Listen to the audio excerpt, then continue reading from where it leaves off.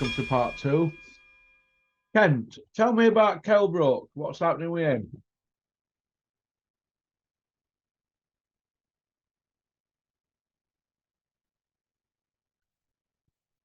Kent, are you there, mate?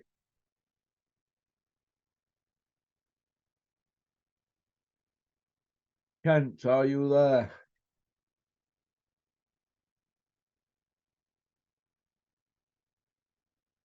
You there, Kent?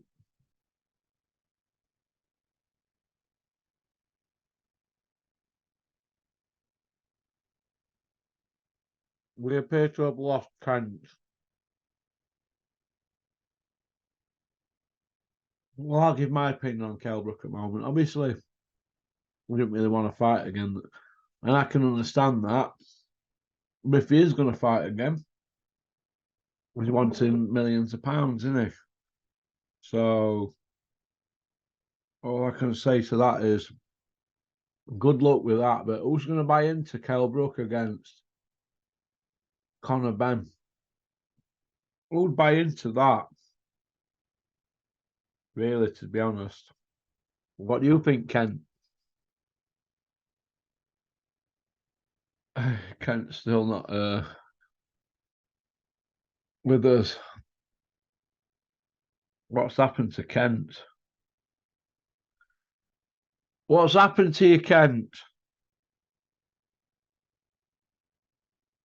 We'll be all right if this is World War II, won't we, Kent? Eh? What is he doing?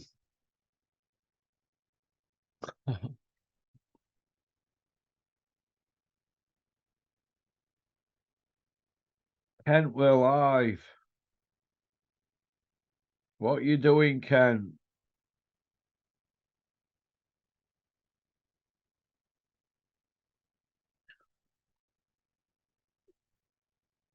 Kent appears to be down the tube. Are you there, Kent?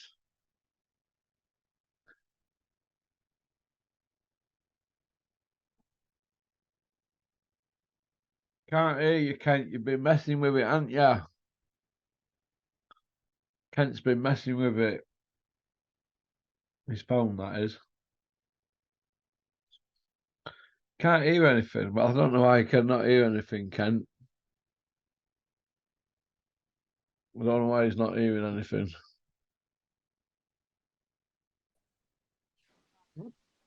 Nothing at my end. There you go. Are you there, Kent? Can hear you now, yes. Yeah, well, your end, Kent, not mine. Yeah, I can hear. I just had to click a button there. Where did you get that computer from, Kent? Back of a lorry? Down Shankill Road, where it, Kent? Yeah, how'd you know that? I know about the Shankill Road. Nobody messes out down there, do they? Well, there you go. I'm surprised you actually know that. Where'd you find that out? I can't say on here, Kent. I don't want nobody knocking on my door in a bally. Do you know what I mean? Tell me about Kell Brook then, Kent. I think it's disappointing what happened to him. I think it's he had a circle of trust with his friends, well, alleged friends, and it was really nasty what they did. McGallagher's brother, wasn't it? I wouldn't be surprised. I think it's terrible to do that and to sell that story. Just take it rap for it, because he's the go-to guy when they get in trouble, isn't he? I just say you did it. Because he was guy that spiked him before, wasn't it, brother? Oh, that comes out the mouth, out that, Jim, I don't believe anyway. It's just really disappointing. You know, he was, you know, it's private. Nobody should judge him for it. Nobody should judge him for that. I think it's sad. I think you've got a guy there who was a world champion, who's made a lot of money out of boxing, been very successful. He's came away from. There's a lot of fighters there that come away out of boxing and they haven't anything to show for their career, like nothing. You know, a tin belt isn't a mortgage. You know, it isn't financial security. Financial security is numbers in the bank and a couple of houses and a mortgage paid off. So Kell Brook is one of those success stories from boxing, and he's retired. What was just really disappointing, and what happened, and I think the boxing public got behind him, and I think the boxing public have been more endearing to him, because he came out, he didn't try to hide it, he put his hands up and he admitted it, and he's trying to get help and he's getting support.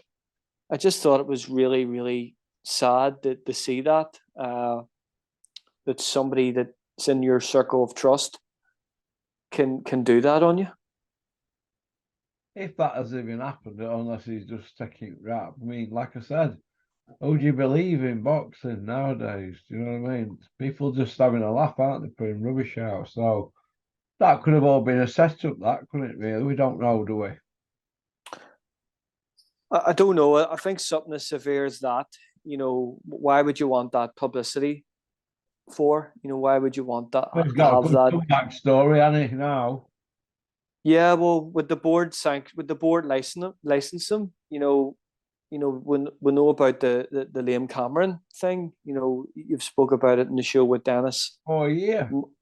4 years. So, just because you've held your hands up and you're sorry and you were depressed and all this, it doesn't mean the board's going to turn around and say, yeah, dead on, sure, yeah, just go ahead, you're okay. It's still in a system, so I can't see him coming back. I can't see him getting a license Well, if to come back after that. Bennett will be in Saudi anyway. There you go. You're right. Yeah, there you go. If you fail a test or you have no license, or just go over to Saudi or go somewhere Everybody's else. itching it up to Saudi for like Dick Whittington, aren't they? But this Saudi money on that last, how is all this going to be financially viable? What is it? What is the money? What percentage do they take of the gate? What is the tourism numbers to go over there? It's like the great gold rush, isn't it, at 1930s, isn't it? Took gold mines, and this time they're going to Saudi, and John Fury's at the front at Q&A. Yeah, they're all at the front of the queue with their begging bowl out and rubbing their hands and wearing turbans and it's just, I can't see it lasting. I can't see this whole thing lasting too long. I don't see what it brings to Saudi. What does boxing bring to Saudi Arabia? Yeah.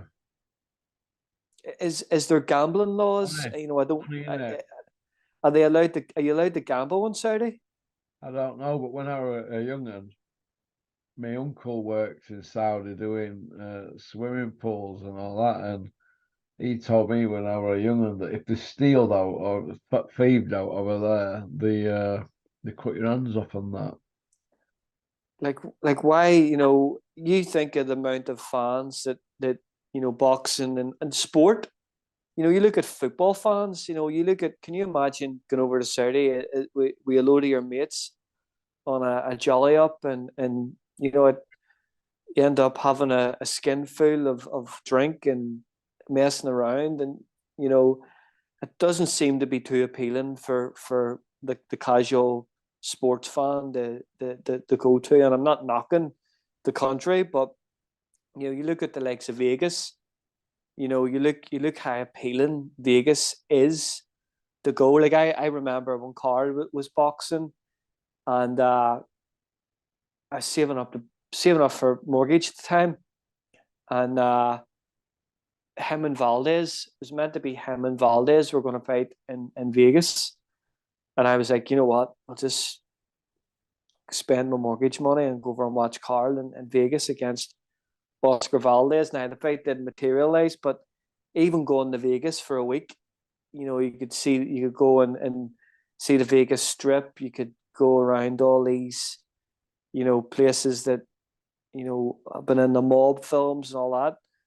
It's a fun place. It's a place you could go and spend your money and enjoy yourself for a week without worrying about any consequences of even having a beer.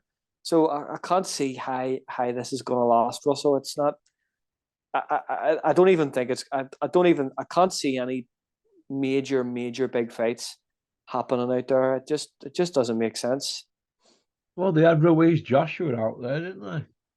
Well, it was terrible, Russell. It was awful. It was just it was just a terrible show. It was, just it was like, remember Germany in the 90s? You would have watched all those Optka fights on Eurosport, Oh yeah, and the yeah, yeah. crowd were just sitting there. Had Henry Maske as well. He's I seen all remember. those, Darius Miskacheski. They were all really great fighters, but the crowd would have just sat there. It was like being in the cinema, and whenever the fight was poor, they would have clapped. There was no atmosphere at those events. I bet you were sat Uh, with Coca-Cola and your packet of Monster Munch watching all that, weren't you, Kent, as a kid? oh, it was great. I tell you what, Eurosport back in the day for boxing was great. It used to put on the Cedric Kushner heavyweight explosion shows every week. They were brilliant.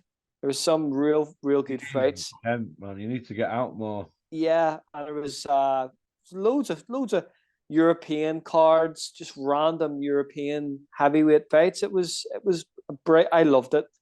But You would have been in your element there, Kent, wouldn't you?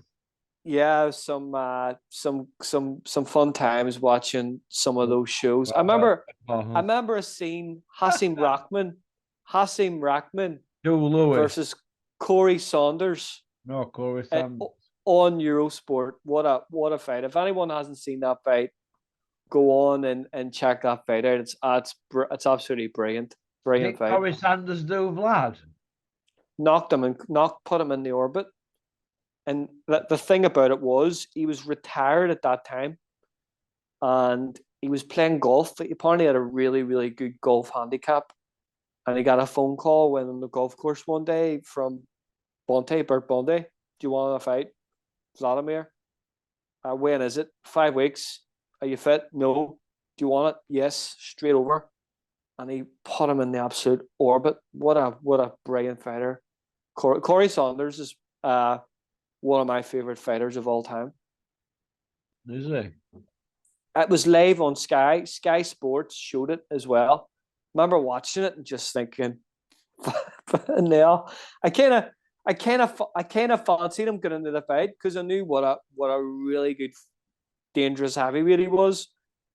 I really fancied him, and I knew how vulnerable Vlad was at the time. He lost to Ross Purity, a couple of years before that. So I knew he was there to be taken, and I think he went on and fought Vitali, and he rocked Vitali. He was like one punch away from knocking out Vitali, and he was absolutely brilliant heavyweight, super. The sniper, that was his nickname, the sniper. Yeah. Kent, what do you think to Joshua Boazzi signing for Sky? Well, who watches the zone? No, Nobody. Why would you want to be on the zone? you won't, would you? What? No, there's no exposure. Nobody knows. There's no you don't have the hype machine of Sky behind you. You don't have Sky Sports News. You don't have the social media in Sky. You don't have, there's likes of Sky channels. A lot of the Sky TV channels that could be promoting that fight in TV breaks. Your fights. So there's a lot of opportunity that get really good viewership and Sky, and it was a massive media machine. And I actually can't believe Eddie was that stupid to go and look at the many fighters now have left Eddie for the same reason. Yeah, yeah. What do you think about a Coley leaving and Joshua? I think it all come down to the network. I think Coley knew that being on that network with lower viewership, lower viewing figures, subscription based. So say you're on a wage and the subscription is down, you know, surely there has to be something in the business contract that if you're in that, if the subscription goes down, you don't get paid as much. We know that Eddie, good chance that Eddie probably keeps the gate on the fights, but subscription wise, you know, if there's very little subscription and Eddie's getting the gate, where does the money where does the money get generated? So I think being on Sky with the cruiserweights that are on Sky, I think being in the zone and being with the zone when Sky are doing really well, especially in the cruiserweight division, it was just you had nowhere else really to go, really. In a business sense, it didn't make any sense to be on the zone. Who do you see Joshua Buatsi fighting now he's with Sky, Kent? I think the good thing with Sky is they don't mess around. They're not going to sit around and build him up the way Eddie did. You know, it got to a stage where he hadn't even fought for a meaningful title on the zone. You know, even Craig Richards had, you know, somebody that didn't come from a privileged Olympic, you know, the Olympic story, the Olympic background. Got a lot of, you know, got a lot of hype at Sky, then went to the zone. Nobody's watching the channel, and he wasn't getting an opportunity. He wasn't getting proper opportunities, you know. And then if he did get proper opportunities, probably the money wouldn't have been, you know, there was talk of the Pascal fight, and I can understand why he didn't take the Pascal fight. You know, Eddie's talking about Conor Benn being a clean athlete, but Pascal refused twice to do VADA testing for the Buatsi fight. So you can kind of see, well, if you're not going to do VADA testing, why should I be a clean athlete? So he done the right thing there. I think, in my opinion, I thought that what Eddie wanted was Calano beats Bivol, and he brings Calano over to Wembley, and that would have been a massive fight for Buatsi. I think Buatsi was cherry picked for Calano at heavyweight. You know, he goes up, wins the world title at light heavyweight, then fights Joshua Buatsi at Wembley, because, you know, there was so long Eddie was talking about bringing him over to the UK, and I think Buatsi would have been the prime candidate for that. But do you think, Kent, that Eddie thought, well, if Bivol beats him, we'll just put Joshua Buatsi in with Bivol. Do you think Eddie thought it were a given that he'd sign? Absolutely, and that's when the relationship, in my estimation, I think that's when Buatsi woke up and smelled the coffee. You know, that's when he realized that, you know, I'm in light heavyweight. You know, everybody else is fighting in different networks. You've got Sky, you've got BT, DAZN. BT's not going to work with DAZN. Sky's not going to work with DAZN. BT and Sky are working together, so it just made perfect sense for him to go to Sky. But the whole Calano getting beat by Bivol, for me, that was the time for him to leave Matchroom. How would you see Joshua Buatsi faring up against Beterbiev? I think Beterbiev is an older fighter now. He's 37. He had that. I thought the Yard fight was a tough fight. I thought he could hit more than that fight than I've seen. He's got a style that he's a come forward fighter. He's had hundreds of amateur fights. He can't keep that up forever, I think. I think possibly Yard and Beterbiev was probably a fight early, knowing that matchmaking. You know, it's like Lloyd Honeyghan and Don Curry. I think that was matchmaking at its best. You know, Don Curry was openly saying that how much he struggled making the weight. His performances, sparring stories, and I think Yard and Beterbiev was just a fight short. I think it was just a fight early. I think if it would have been another fight later, I think Yard could have beat him. Yeah. Yeah, absolutely. Yeah, yeah. I think boxing, as you know, a lot of it's got to do with timing. Yeah. You have to get the. It's like Ricky Hatton costs you. That was perfect timing. That was perfect timing from Frank Warren. I think you look at Joe Calzaghe had perfect timing. With aging fighters coming through. Yes, he beat a prime Kessler, but it's all to do with timing. Yeah. Where do you see Yard going now? There's a lot of good fights in the light heavyweight division. Even without fighting for a world title, Joe Smith fight there is really good fight. That's an entertaining fight. That's a fight that can be made because Joe Smith is a top ranked fighter, and Frank and Top Rank work together. So that's a fight that could happen. That's an easy fight, really easy fight to make. Where do you see Callum Smith going now, Kent? I think he's just waiting out. I think he's just waiting for that big chance. He's just waiting for the Beterbiev fight, but I don't want to see that. I want to see Bivol. I want to see him and Bivol fight. That's what I want to see. I don't want to see.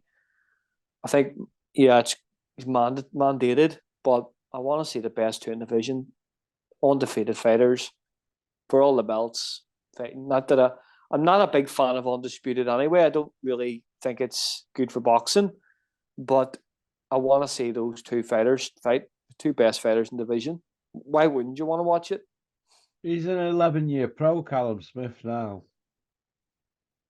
Yeah, well, he's made a lot of money. He's just waiting out. He's just waiting for that massive cash out. You had that Cano fight, massive money for that, life-changing money. You don't want to be fighting and doing 10-week camps for a quarter of that, fraction of that. It just doesn't make sense. He's just there to wait out now for a big opportunity at light heavyweight.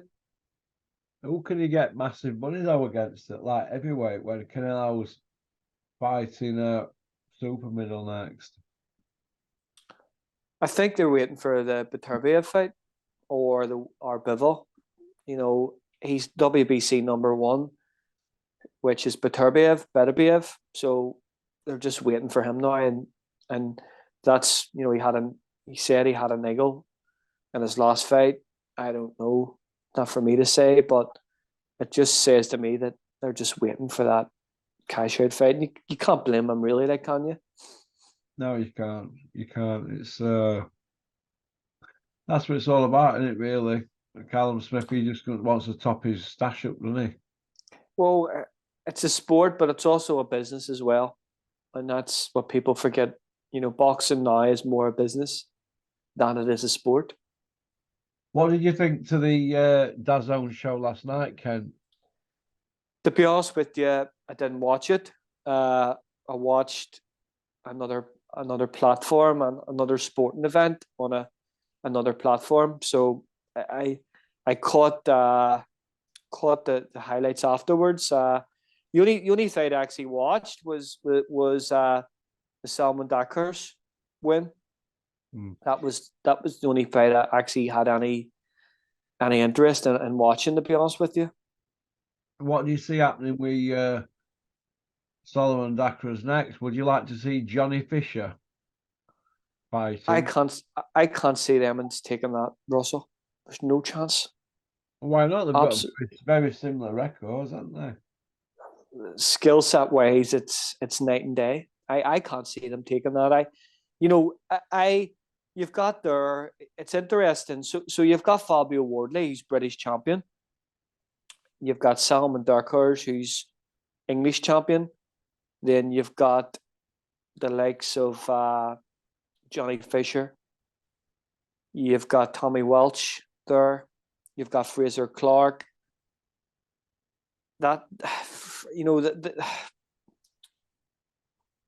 for Well, me, like, Solomon's ranked number 12 in Britain, yeah. yeah, Right. He's yeah, now got an English title, yeah. yeah.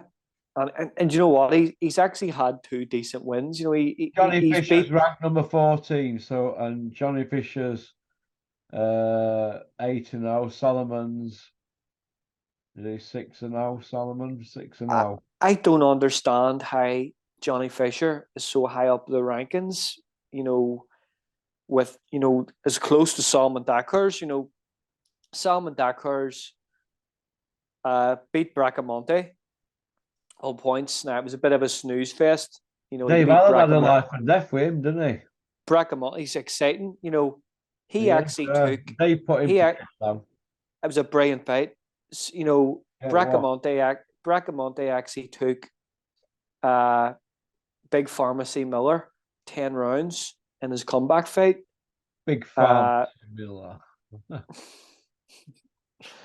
Sokolowski, he's beat Kamel Sokolowski, who I thought actually beat Otto Vollen in Vollen's last fight in the UK on a Sky show. I thought he looked horrific. He didn't look like, I don't know how he went the distance with Tyson Fury. So I can't see, you know, really, Russell, can you actually see Johnny Fisher beating somebody like Kamel Sokolowski Uh, at the yeah, minute? I can. Yeah, I can. Yeah, I can. Right now? Yeah, I can see him doing him on points. What about Bracamonte? Yeah, I think Johnny Fisher does him as well. Yeah. That for me, I would like to see. I'm sick of this whole. I want to see him in a fight. It's going to get that stage now in his development where the level he's fighting at, you're not going to see the gym improvements. You're not going to see sparring improvements. You know, if he's sparring really top elite heavyweights and he's fighting at that level, you're not going to see any improvement. You know, could you actually see them? I can't see Eddie matching Salman Dakars and Johnny Fisher. Yeah. What about Dave Allen against Solomon Dakras? No, I think I don't think Salman Dakars is a big enough name for Dennis. Doesn't, you know? I think if He's got hardware, hasn't he? And Dave Allen's not got a belt and he's been boxing 10 years. yeah, I would like to see Dave Allen fight somebody like, I've said it before, even Lovejoy, somebody like Lovejoy, Yeah. somebody like that there, even somebody like Emmanuel Char. You know, Yeah. somebody like that would be a decent. I think Dave Allen fit beats that Solomon dude. I think Solomon is a good boxer. He's fundamentally very good. He's a good amateur style. He's very good fundamentals. You know, he's been 10 rounds, you know, against Bracamonte. You know, he's a good boxer. He's really good fundamentals, but he's not an exciting heavyweight. You know, he's not the most exciting heavyweight. For me, I think Dave Allen wants. I don't think he's going to get the money on DAZN. I don't think he's going to get big money to go on DAZN and fight Salman Dakars, and I don't think Eddie's going to let Salman Dakars go on Fight Zone. Yeah. Oh, what big Irish promoters over there for boxing now then, Ken? I think more so over in Northern Ireland, it would be more Conlon Boxing. McConlon brothers, they've been promoting 2 or 3 shows a year in the Odyssey, which is good. There's a lot of pro boxers in Northern Ireland, so I think keeping them all active and keeping them fighting is very important. Yeah. Who's your favourite fighter at the moment, Kent, in boxing? In boxing, In world I, boxing, yeah. Who's your favourite fighter? I really like I like Usyk, There. and domestically I like Macaulay McGowan. Where do you rate Tank Davis in pound for pound, Kent? I think he's up there. I think he's got the think he's got the. I think the good thing is he's not with Mayweather now. I think Mayweather seen a potential someone to be more exciting and make a lot of money. I think Mayweather is a massive ego. I don't think him as his promoter really had his best interest in uplifting his profile, but he's certainly a top 5 pound for pound fighter, Russell. Yeah. Does Billy Joe come back? Yes or no? Who's he going to fight? Caleb Plant, Benavidez. You'll have to go as the B-side. You'll have to travel as a B-side. I don't think the money's there for the Eubank fight now. That's been put to Kip. I don't know. I really don't know. Yeah, it's worrying times to Billy because if he ain't got boxing, what's he going to do? I don't know. I think he's been smart with his money. I don't think he's stupid with money. Like, I think he's got a lot of investments, and I think he's been smart and shrewd with his money.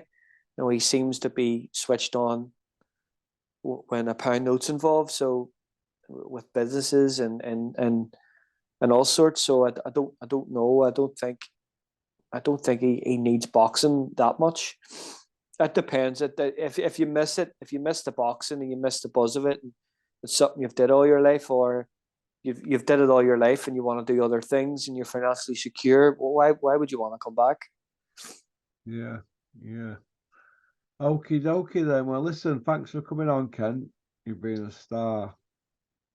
All right, Russell. All the best. Take care. All the best, and we'll speak again. Cheers, pal. Take care. That with Kent. Women love him, men want to be him. Good lad, Kent from Belfast. Okie dokie. Peace out. Don't have nightmares. Porky's Corner is proud to be sponsored by Spartan Site Solutions. They are specialists in civil engineering and demolition contracts for the construction industry. Interested parties should visit their website or contact Porky's Corner for a referral at porkycorner@mail.com.